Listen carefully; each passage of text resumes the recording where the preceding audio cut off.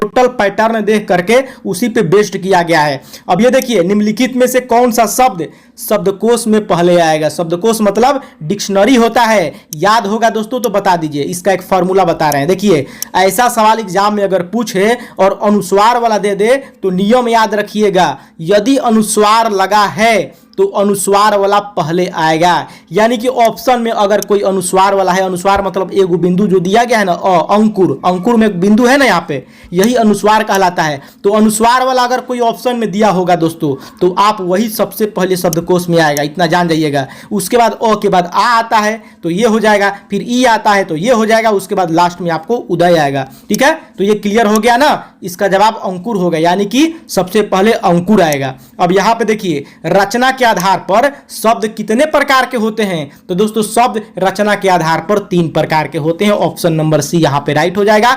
एक होता है रूढ़ शब्द, एक होता है यौगिक शब्द और तीसरा होता है योग रूढ़।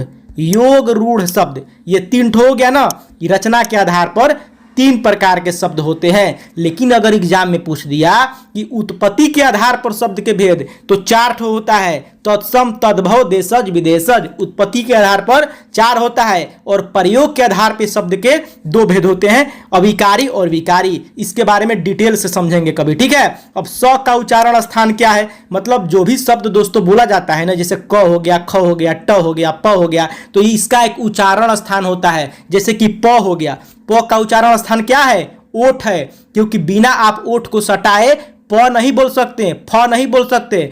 प से लेकर के म तक बोलने के लिए आपको ओठ सटाना पड़ेगा, तो इसका उच्चारण स्थान ओठ हो गया।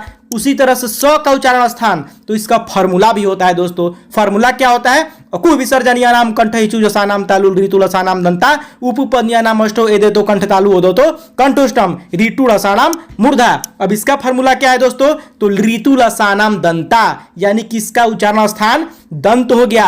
ऑप्शन नंबर बी आपका राइट हो जाएगा, ऋतु लसानाम दंता। और वैसे भी दोस्तों दांती स लिखा है ना, ट्रिक बता रहे हैं, दांती स, तो दांती में दांत छुपा है ना, इसलिए स का उच्चारण स्थान ये हो जाएगा, दांत हो जाएगा। लेकिन तीनों स का उच्चारण स्थान अलग अलग होता है। मूर्धनी स का मूर्धा होता है और तालाबी स का तालु होता है, ये भी ध्यान रखिए। और यहाँ पे देखिए, जंगम का विलोम, विलोम मतलब उल्टा। ये सवाल दोस्तों 10th में भी कई बार पूछ चुका है और बहुत बार कॉम्पिटिटिव एग्जाम में पूछता है। इसका हो जाएगा स्थावर, स्थावर का जंगम होता है उल्टा।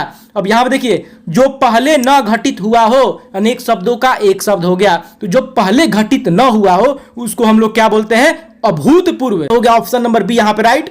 और यहाँ पे भानुदय में किन किन वर्णों की संधि हुई है, दोस्तों कभी कभी संधि पूछ देता है कि विद्यालय का संधि विच्छेद कीजिए, तो आप विद्याधन आले लिख देते हैं, ठीक है। लेकिन अगर बोल दे कि किन किन वर्णों की संधि हुई है, तो ये अलग चीज हो गया, ये अलग चीज हो गया। इसमें कह रहा है ना कि जब आप तोड़ रहे हैं इसको, तो ये प्लस के पहले जो शब्द आ रहा है उसमें जैसे धा में आ छुपा है ना, और यहाँ पे आ में आ छुपा है। जैसे आपसे कहा जाए कि क में क्या छुपा है, ये व्यंजन हो गया, तो क में स्वर छुपा है अ, क में अ छुपा है, का में क्या छुपा है, आ छुपा है, की में ई छुपा है। तो उसी तरह से भानुदय में जब आप संधि कीजिएगा दोस्तों, तो भानु प्लस उदय हो जाएगा, ठीक है। तो ये जो नु है ना, नु में उ छुपा है, यानी कि हर्षऊ, प्लस इसमें दूसरका वाला, पहिलका के लास्ट में और दूसरका के पहिलका वाला, ये दो ध्यान रखिएगा। जब तोड़ेंगे, विग्रह करेंगे, तो विग्रह करने पर ये प्रथम पद हो गया, ये उत्तर पद हो गया दूसर का। तो प्रथम पद का अंतिम शब्द जो नु हो गया, नु का उ, और ये उदय का पहला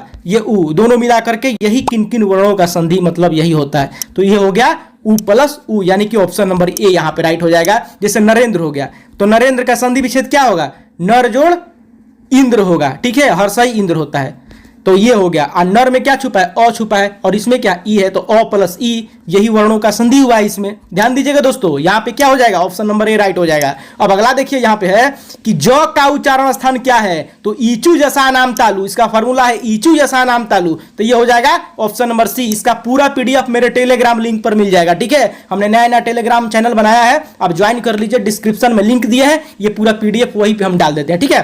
तो जाकर के वहां से आप डाउनलोड कर लीजिएगा, मेरे चैनल को भी ज्वाइन कर लीजिएगा टेलीग्राम को। जिसके सिर पर चंद्रमा हो उसको क्या कहते हैं, जिसके सिर पर चंद्रमा हो उसको क्या कहते हैं, उसको दोस्तों हम चंद्रशेखर कहते हैं, चंद्रशेखर। और ये कौन सा समास है, बहुब्रीहि समास है। ये कौन सा समास है, बहुब्रीहि समास है। चंद्रशेखर अर्थात शिव मतलब किसी तीसरे पद की प्रधानता बताता है और जिसमें व्यक्तिवाचक संज्ञा का बोध होता है वो होता है बहुब्रीहि समास, और कोई देवी देवता का ज्यादा इसमें रहता है। ठीक है, इतना आप ध्यान रखिएगा, जितना भी बहुब्रीहि समास रहता है, लंबोदर, गजानन, ये सब यही सब रहता है, मतलब देवी देवता का इसमें ज्यादा नाम रहता है। ये ट्रिक बता रहे हैं आपको। तो ये बहुब्रीहि समास हो गया। ये कर्मधारय भी देखिए, एक होता है जैसे गोल है जो घर, प्रथम पद दूसरे पद की विशेषता बताता है तो कर्मधारय हो गया, लेकिन ये बहुब्रीहि हो जाएगा क्योंकि देवी देवता का इससे रिलेटेड है। अब अगला सवाल दोस्तों हम पूछते हैं आपसे, आप कमेंट बॉक्स में जरूर बताइएगा कि समास कितने प्रकार के होते हैं। ठीक है, समास कितने प्रकार के होते हैं आप चाहे तो बता सकते हैं। तो चलिए अगले बार इतना ही, मिलते हैं आपसे नए वीडियो के साथ, तब तक